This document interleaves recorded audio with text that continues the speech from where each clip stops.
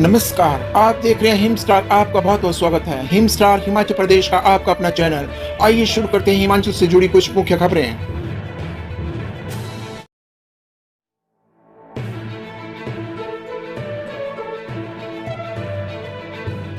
CM Sukhu ने पहले budget सत्र में छोड़ी खुशहाल हिमाचल की छाप, भाजपा ने 5 बार किया वॉकआउट। व्यवस्था परिवर्तन के मूल मंत्र के साथ सत्ता में आए मुख्यमंत्री सुखविंदर सिंह सुक्खू ने पहले बजट सत्र में भविष्य के खुशहाल हिमाचल की छाप छोड़ी है। वहीं भाजपा ने भी मजबूत विपक्ष की पहचान दिखाई है। मुख्यमंत्री ने स्पष्ट संदेश में जल उपकर लगाने को प्रदेश हित में बताया और कहा कि किसी भी सरकार को इस तरह के साहसिक कदम उठाने ही होंगे। सत्ता का रौब दिखाने के बजाय विधानसभा में विपक्ष को स्वयं बात रखने के लिए प्रेरित किया। इसका प्रमाण तब दिखा जब 920 संस्थान बंद करने से जुड़े काम रोको प्रस्ताव पर चर्चा के लिए हामी भरी। इसी तरह कई अवसरों पर विपक्षी भाजपा सदस्यों को खुलकर बोलने दिया। विपक्ष के प्रत्येक वार को सत्ता में रहते हुए उनके द्वारा की गई कारगुजारियों का आईना दिखाया। मुख्यमंत्री ने पूर्व जयराम सरकार को प्रत्येक हिमाचली को 1 लाख रुपए का ऋणी बनाने के लिए जिम्मेदार ठहराया। मुख्यमंत्री के साथ उनके मंत्रिमंडलीय सहयोगियों ने भी विपक्ष को बहुत सुलखे तरीके से प्रत्येक प्रश्न पर संतुष्ट किया।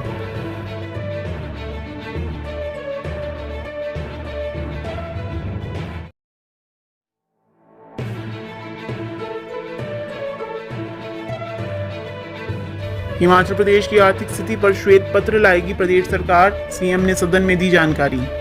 हिमाचल प्रदेश की आर्थिक स्थिति पर प्रदेश सरकार श्वेत पत्र लाएगी। मुख्यमंत्री सुखविंदर सिंह सुक्खू ने विधानसभा में यह जानकारी विधायक राजेंद्र राणा द्वारा नियम 130 के तहत प्रदेश में आर्थिक सुदृढ़ व आत्मनिर्भर और फिजूल खर्च कम करने पर लगाए गए प्रस्ताव के उत्तर में दी। उन्होंने कहा कि अक्टूबर तक 40 मेगावाट सोलर ऊर्जा मिल जाएगी और इसके लिए निविदाएं खोल दी गई हैं। प्रदेश के हर नागरिक पर 92,833 करोड़ रुपए का कर्ज है। उन्होंने कहा कि प्रदेश की वित्तीय हालत यह है कि सरकार को विधायक क्षेत्र विकास निधि की अंतिम किस्त को भी रोकना पड़ा है। यदि प्रदेश सरकार पूर्व भाजपा सरकार की ओर से चुनावी वर्ष में खोले गए संस्थानों को चलाने का फैसला लेती तो इन्हें पूरी तरह खोलने में अगले 4 साल लग जाते। ऐसा करने पर सरकार के पास 1 माह बाद कर्मचारियों और अधिकारियों को वेतन देने के भी पैसे नहीं होती।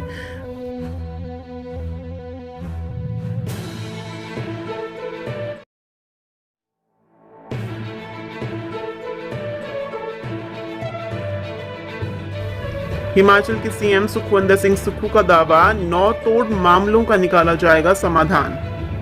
मुख्यमंत्री सुखविंदर सिंह सुक्खू ने कहा कि राज्य सरकार किन्नौर जिले में 9 तोड़ भूमि मामलों के सभी पहलुओं की जांच कर इसका समाधान निकालेगी। यह बात मुख्यमंत्री ने बुधवार सांय किन्नौर वेलफेयर सोसाइटी के कार्यक्रम तोशेम 2023 को संबोधित करते हुए कही। सीएम सुक्खू ने कहा कि सरकार जनजातीय संस्कृति को बढ़ावा देने के लिए हर संभव प्रयास कर रही है। सेब उत्पादकों को अधिक लाभ देने के लिए राज्य में 10 सीए नियंत्रित वातावरण स्टोर स्थापित किए जाएंगे ताकि उन्हें बिचौलियों के शोषण से बचाया जा सके। विभाग ने सीए स्टोर की स्थापना के लिए निविदाएं जारी कर दी हैं। मुख्यमंत्री ने कहा कि Rajiv Gandhi day boarding school के लिए किन्नौर जिले में भूमि चिन्हित कर ली है। स्कूल 40 बीघा भूमि में स्थापित किया जाएगा और इसका निर्माण कार्य इसी वर्ष शुरू किया जाएगा। ये स्कूल प्रत्येक विधानसभा क्षेत्र में खोले जाएंगे जो विद्यार्थियों को घर के नजदीक गुणवत्तापूर्ण शिक्षा देंगे। मुख्यमंत्री सुखविंदर सिंह सुक्खू ने मुक्केबाजी में उत्कृष्ट उपलब्धि के लिए मीनाक्षी नेगी को 1 लाख रुपए का पुरस्कार देने की घोषणा की। जम्मू कश्मीर में कार्यरत प्रधान आयुक्त GST हीर भगत नेगी व विभिन्न क्षेत्रों के विभिन्न व्यक्तियों को सम्मानित किया। मुख्यमंत्री ने स्मारिका का भी विमोचन किया।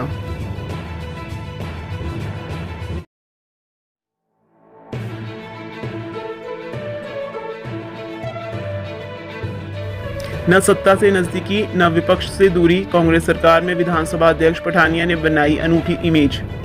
अपने पहले बजट सत्र में विधानसभा अध्यक्ष कुलदीप सिंह पठानिया ने भी खुद को एक प्रभावी स्पीकर साबित किया है। सदन में जब जरूरत पड़ी तो उन्होंने विपक्ष को पूरा समय दिया और कार्यवाही चलाने के लिए सत्ता पक्ष की जिम्मेदारी भी तय की। इस दौरान उनका वकालत का अनुभव भी कई बार सदन में दिखा। सत्र की समाप्ति पर गुरुवार को कुलदीप सिंह पठानिया ने कहा कि बजट सत्र की कार्यवाही के दौरान जिला प्रशासन तथा विधानसभा सचिवालय के अधिकारी व कर्मचारी इसके आयोजन के लिए पूरी तरह समर्पित थे। प्रदेश सरकार के बहुमूल्य सहयोग तथा इन सभी के प्रयासों से ही यह संभव हो पाया है कि हिमाचल प्रदेश विधानसभा अपनी गरिमा, मर्यादा तथा उच्च परंपराओं के लिए शुरू से ही पूरे भारतवर्ष में जानी जाती है। विधानसभा अध्यक्ष ने कहा कि सदन में सभी सदस्यों, चाहे पक्ष हो या विपक्ष से, सभी ने इन मर्यादाओं तथा परंपराओं का सदैव सम्मान किया है, जिसके लिए उन्होंने सभी का हृदय से आभार प्रकट किया है।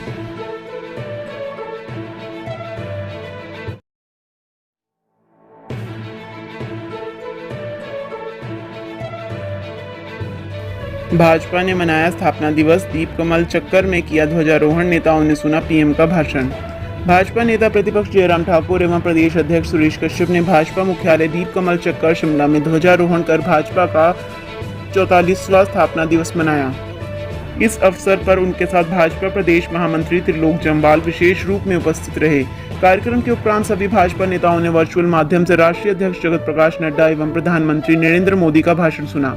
इस मौके पर भाजपा के नेता प्रतिपक्ष जयराम ठाकुर और प्रदेश अध्यक्ष सुरेश कश्यप ने सभी कार्यकर्ताओं को भाजपा के स्थापना दिवस की हार्दिक शुभकामनाएं एवं बधाई भी दी। जयराम ठाकुर ने कहा कि भाजपा आज विश्व का सबसे बड़ा राजनीतिक दल है और इसके लिए सभी कार्यकर्ताओं ने अथक संघर्ष किया है। जो स्वरूप आज भारतीय जनता पार्टी का अंतर्राष्ट्रीय स्तर पर है वह लाखों कार्यकर्ताओं की मेहनत का परिणाम है। उन्होंने कहा कि भाजपा सबका साथ, सबका विकास, सबका विश्वास और सबका प्रयास के मंत्र के साथ काम कर रही है। सुरेश कश्यप ने कहा कि विपक्षी दल जितनी मर्जी प्रयास कर ले पर प्रधानमंत्री नरेंद्र मोदी की लोकप्रियता को कम नहीं कर सकते। जिस प्रकार से प्रधानमंत्री जन जन से जुड़े हैं और सभी कार्यकर्ताओं को साथ लेकर चलते हैं, उससे साफ दिखता है कि आने वाले लोकसभा चुनावों में एक बार फिर भाजपा की सशक्त सरकार भारत में बनने जा रही है।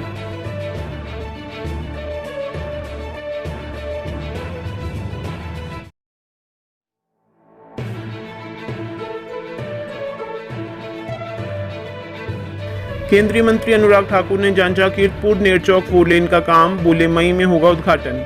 कीर्तपुर नेरचौक 4 लेन का केंद्रीय मंत्री एवं हमीरपुर संसदीय क्षेत्र के सांसद अनुराग ठाकुर ने दौरा किया। उन्होंने बताया कि हर दृष्टि से ऐतिहासिक इस 4 लेन का मई माह में शुभारंभ कर दिया जाएगा।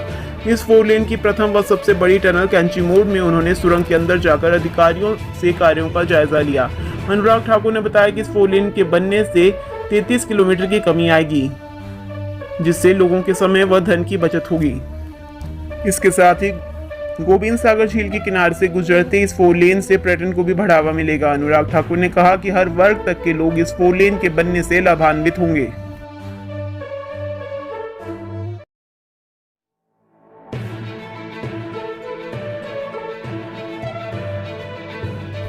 प्राकृतिक खेती से जुड़े 1.5 लाख किसान, राज्य परियोजना निदेशक का खुलासा, कहा बढ़ने लगी लोकप्रियता। प्रदेश में क्लस्टर आधारित कृषि विकास कार्यक्रम और प्राकृतिक खेती को बढ़ावा देने को लेकर गुरुवार को राज्य सचिवालय में कृषि सचिव राकेश कंवर की अध्यक्षता में बैठक का आयोजन किया गया।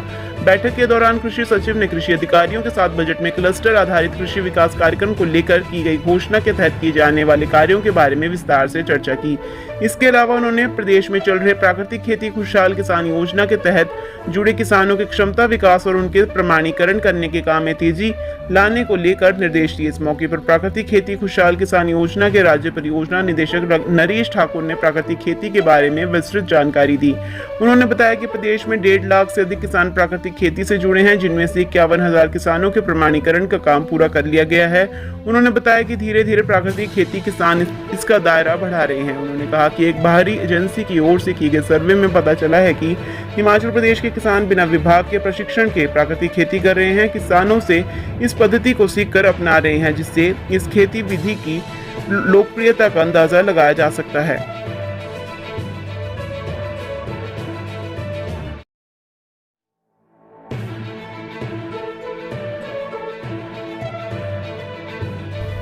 हिमाचल प्रदेश में डराने लगा कोरोना, 24 घंटे में मिले 367 पॉजिटिव केस, बढ़ सकती है सख्ती।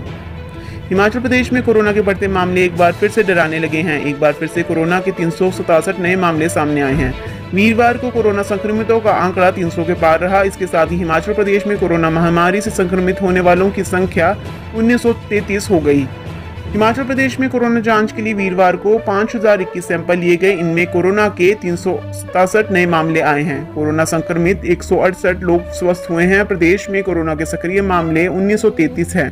कोरोना के बढ़ते मामलों के कारण सबसे चिंता बढ़ी है। कांगड़ा में 85, मंडी में 75, हमीरपुर में 50, बिलासपुर 31, सोलन 24, चंबा व सिरमौर 20, शिमला 19, कुल्लू 15, ऊना 13, चंबा 13 और किन्नौर व लाहौल स्पीति में कोरोना के साथ साथ नए मामले आए हैं।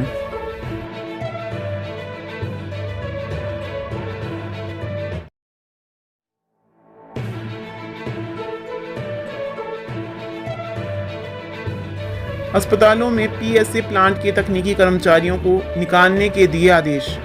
प्रदेश में बढ़ते कोरोना मामलों के बीच अस्पतालों में लगे PSA यानी प्रेशर स्विंग ऑब्जर्वेशन के करीब 102 तकनीकी कर्मचारियों को निकालने की प्रक्रिया जारी है। इनमें से जिला सोलन के अस्पतालों में तैनात 30 कर्मचारी शामिल हैं। सरकार ने इन्हें निकालने के आदेश जारी कर दिए हैं। इन सभी कर्मचारियों पर अब बेरोजगारी की तलवार लटक गई है। कोरोना काल के दौरान अस्पतालों में ऑक्सीजन की किल्लत को खत्म करने के लिए PM केयर के जरिए PSA प्लांट प्रदेश भर में लगाए गए थे। इसी के साथ इन ऑक्सीजन प्लांट को चलाने के लिए आउटसोर्स पर कर्मियों की तैनाती की गई थी, लेकिन सरकार ने हाल ही में कई कर्मचारियों को बाहर का रास्ता दिखाना शुरू कर दिया है।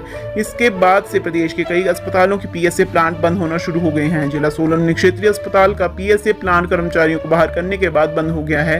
वहीं कर्मचारियों को सरकार की ओर से सितंबर से कोई मानदेय नहीं मिला है। ऐसे में यह कर्मचारी बिना मानदेय के कार्य कर रहे थे। हालांकि इन कर्मचारियों की रोजाना हाजिरी लगाई जा रही थी। प्रदेश भर में करोड़ों रुपए खर्च कर ऑक्सीजन प्लांट लगाए गए थे। इन प्लांटों से न केवल कोरोना पीड़ितों को फायदा मिल रहा था, बल्कि अन्य सांस संबंधी मरीजों को भी आसानी हो रही थी।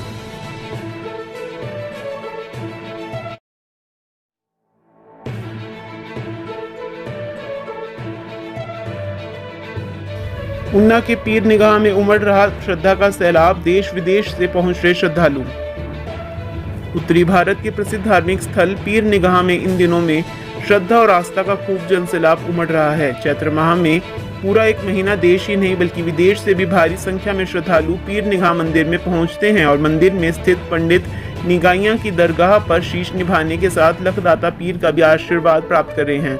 चैत्र माह के इस मेले को लेकर मंदिर परिसर को रंग बिरंगे फूलों और लाइट्स के साथ दुल्हन की तरह सजाया गया। श्रद्धालुओं की आमद को देखते हुए पीर निगाह मंदिर कमेटी द्वारा श्रद्धालुओं की मूलभूत सुविधा और सुरक्षा के पुख्ता इंतजाम किए गए हैं।